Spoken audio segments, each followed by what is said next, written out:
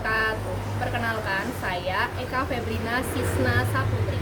Saat ini saya mengajar di SD Negeri 1 Jelegong, Kecamatan Keling, Kabupaten Jepara, Provinsi Jawa Tengah, kelas 6. Sekaligus sebagai mahasiswi PPG dalam jabatan kategori 2 tahun 2022 di LPTK Universitas Negeri Semarang. Pada kesempatan kali ini, saya akan melaksanakan pembelajaran di kelas 6 pada tema 4, subtema 3, pembelajaran ketiga dengan menggunakan model pembelajaran Project Based Learning dengan materi sumber energi alternatif dengan proyek pembuatan kompor tenaga surya. Untuk lebih lengkapnya, silakan perhatikan. Untuk lebih lengkapnya, berikut video pembelajaran yang telah saya laksanakan. Saya sangat mengharapkan komentar, saran, dan masukan yang membangun supaya pembelajaran saya lebih baik lagi. Terima kasih. Wassalamualaikum warahmatullahi wabarakatuh.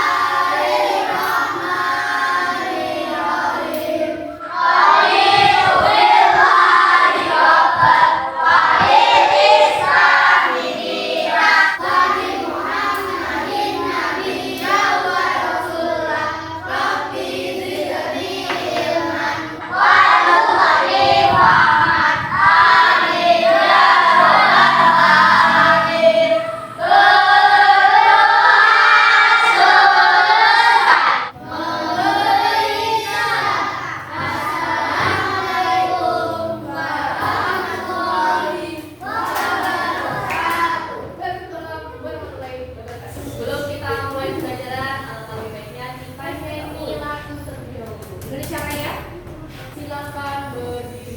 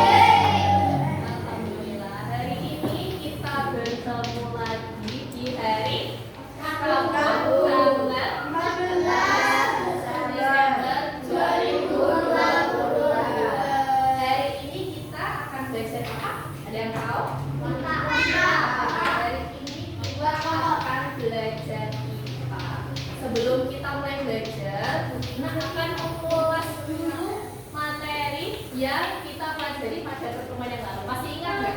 Tentang energi terbarukan dan tak terbarukan. Masih ingat? Apa itu energi terbarukan? Itu contohnya. Betul sekali. Energi terbarukan adalah energi yang tidak habis-habis dan selalu ada dan bisa diperbarui. Kalau energi yang tak terbarukan, berarti yang kalau dipakai terus bisa habis. Contoh energi tak terbarukan apa ya? Batu bara, bumi. Kalau contoh energi terbarukan terus obat.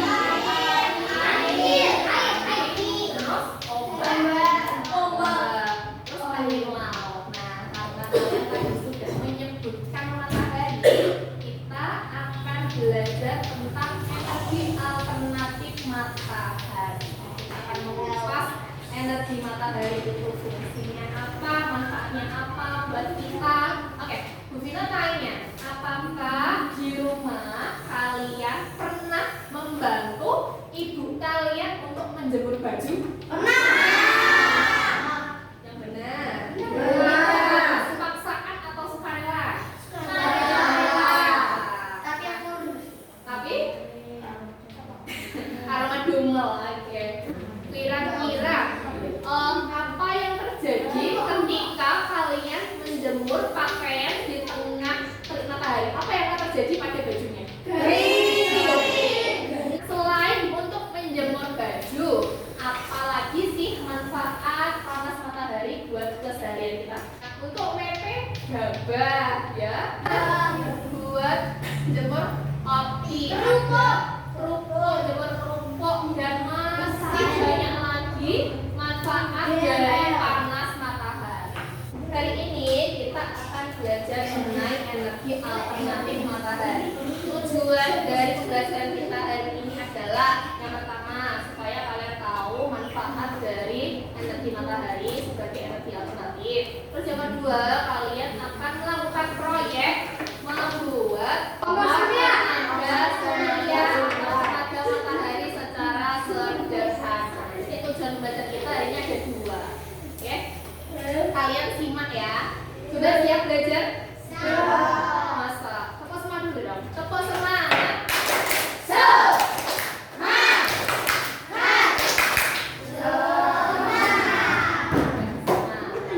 Tepuk konsentrasi.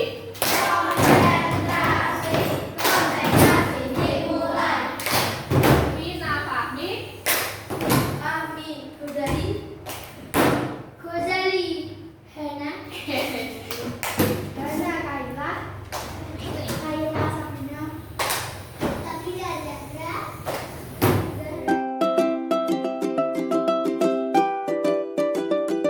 Oke, semuanya Vina harap kalian siap untuk menerima pembelajaran hari ini. Vina akan menunjukkan sebuah video. Videonya ini judulnya Warga Afghanistan Pakai Kompor Bertenaga Surya Murah dan Ramah Lingkungan. Kompor tenaga surya ini bisa mendidihkan air hingga 100 derajat Celcius. Banyak keluarga di Afghanistan, misalnya keluarga di kawasan Ghazni ini, menggunakan kompor ini untuk memasak. Tapi kompor tersebut tidak selalu ideal.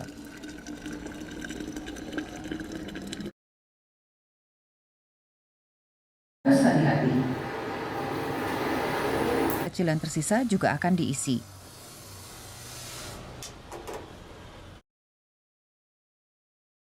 Kompor yang murah ini tidak melepas emisi dan ramah lingkungan. Apa video yang kalian sudah tonton? Video apa ini? Tenaga surya. Kira-kira ini cocok tidak ya kalau dipakai di negara Indonesia? Kalau hujan kurang cocok, kalau panas tetap ada ya. Hemat gas. Betul sekali. Ada pendapat lain? Ramah lingkungan. Selain itu bahan bakarnya dari sinar matahari. Sinar matahari itu merupakan cahaya yang tidak akan habis dan akan bersinar terus sepanjang hari. Unlimited. Jadi nggak akan habis-habis. Cuma sayangnya penggunaan kompor ini tidak cocok kalau ketika hujan. Gimana? Menarik nggak? Menarik ya.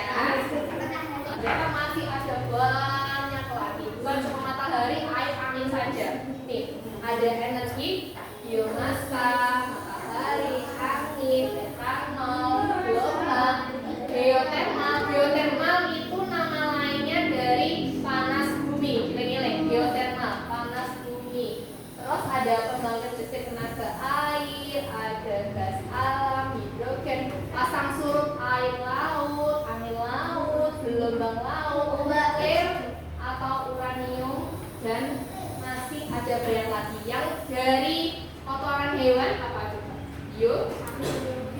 Biomasa, biogas itu juga termasuk salah satu contoh sumber energi alternatif. Kita minta bantu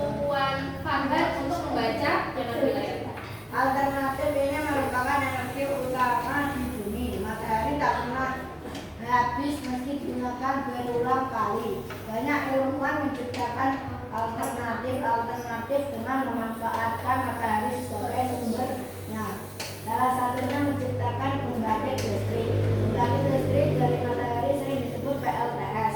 Pembangkit tenaga surya mengubah energi matahari menjadi listrik. Proses tersebut dilakukan dengan alat panel surya beserta mesin, cermin, dan menaranya. Oke, energi matahari seperti yang pendapat kalian tadi, matahari itu energi yang unlimited, nggak ada habisnya. Maka dari itu banyak orang-orang penting, ilmuwan yang memanfaatkan tenaga matahari atau surya sebagai salah satu sumber energi. Salah satunya adalah menciptakan pembangkit listrik tenaga surya. Surya ya, surya itu matahari, bukan namanya tetangga kamu. Radiasi, apa sih radiasi itu? Apa sangkut pautnya sama matahari yang tidak bersalah? Coba baca Aisyah. Perpindahan panas atau perpindahan ke antara akibat perpindahan panas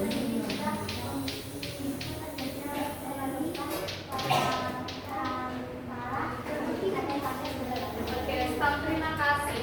Radiasi ini masih ada kaitannya dengan matahari. Radiasi adalah perpindahan panas yang berpindah tanpa lewat zat perantara. Contohnya, nah sinar matahari yang sampai ke bumi dan ke planet-planet lain. Terus yang kedua, ketika menjemur baju auto kering tanpa alat bantu apapun, langsung dari sinarnya langsung. Terus untuk petani mengeringkan hasil panen. Kemudian ketika kalian nyalakan kompor nih, terus kalian ada berdiri di dekat kompor atau kalian menaruh tangan kalian di dekat api. Kalau kalian merasakan panas, meskipun kalian nggak nyentuh sumber apinya, kalian tetap merasakan panas. Nah itu namanya radiasi. Sampai di sini ada pertanyaan nggak? Betul ya. Kita langsung menuju ke bagian kompor tenaga surya. Ini merupakan tujuan pembelajaran kita yang kedua, yaitu membuat kompor tenaga surya. Tapi sebelum kalian membuat kompor tenaga surya, kalian harus tahu kompor tenaga surya itu apa, ya? Kompor tenaga surya, coba dibaca Kaila. Kompor tenaga surya adalah perangkat yang menggunakan cahaya matahari secara langsung untuk memasak atau mempasteurisasi minuman dan bahan makanan lainnya. Jenis-jenis kompor tenaga surya itu ternyata ada 3, ya.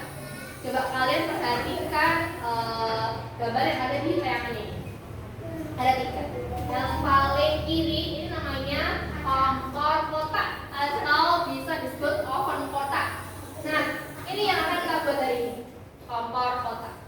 Terus yang tengah ini namanya kompor parabola. Ini kompor yang tadi kalian lihat di video, namanya kompor parabola. Sedangkan gambar paling kanan ini namanya kompor panel. Sekarang kita akan membahas bagaimana prinsip kerja dari kompor tenaga surya. Kompor tenaga surya itu kok bisa seperti itu? Bagaimana? Kok bisa memberikan efek panas itu dari mana? Nah, ternyata ada prinsipnya. Nah, yang pertama yaitu pemusatan cahaya atau refleksi. Yang kedua, penyerapan. Yang ketiga adalah retensi. Sambil kalian nulis, sambil Jupina jelaskan. Prinsip utama dalam cara kerja kompor tenaga surya yang pertama adalah pemusatan cahaya. Dan yang kedua penyerapan atau kemampuan untuk menyerap panas. Adalah fungsi retensi atau menahan panas. Biar apa? Biar udara panasnya itu gak tercampur dengan udara lain atau biar orang cepat adem. Ini kalian sudah duduk sesuai dengan kelompok ya? Sudah. Silakan kalian persiapkan alat dan bahannya.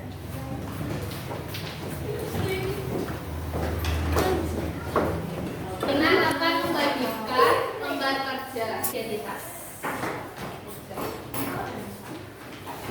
Pina kemarin sudah menginstruksikan kepada kalian untuk membawa alat dan bahan.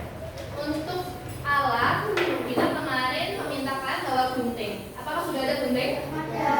Sendok?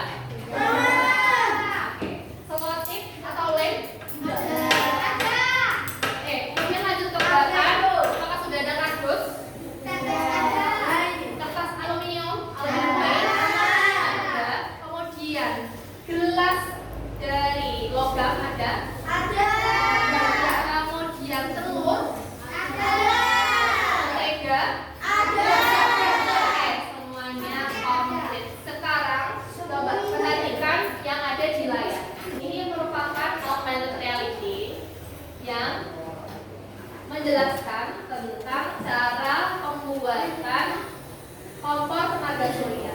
Di sini sudah ada nomor-nomornya.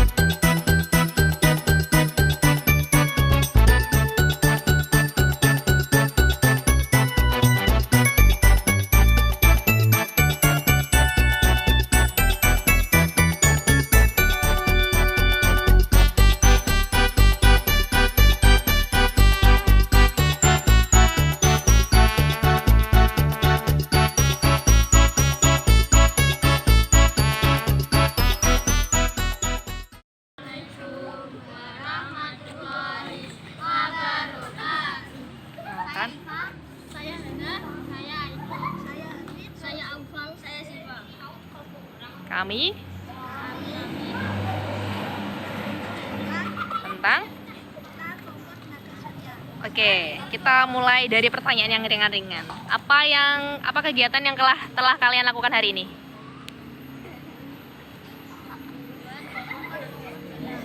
Kemudian, dalam membuat kompor tenaga surya, langkah-langkah apa yang kalian lakukan? Langkah yang pertama, menyiapkan.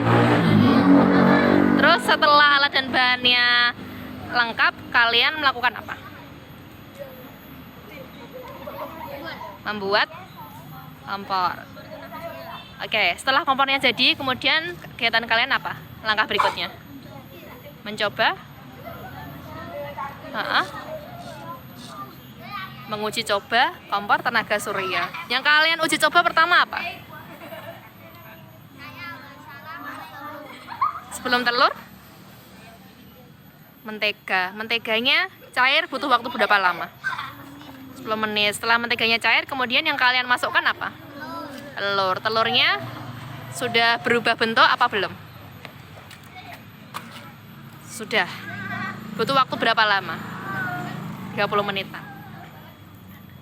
Oke. Setelah melakukan kegiatan ini, bagaimana kesan dan pesannya? Kelebihan dari kegiatan ini apa menurut kalian? Seru. Kalau kekurangannya? Panas dan lama. Kira-kira penggunaan kompor tenaga surya ini efektif nggak? Cocok nggak? Nggak cocok. Alasannya? Lama. Oke. Puas hari ini? Puas? Senang? Oke. Silakan ditutup.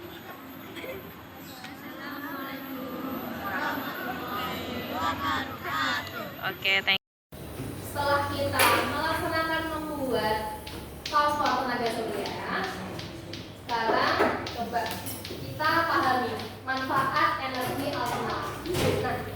Nah, energi alternatif itu ada banyak dan manfaatnya juga banyak.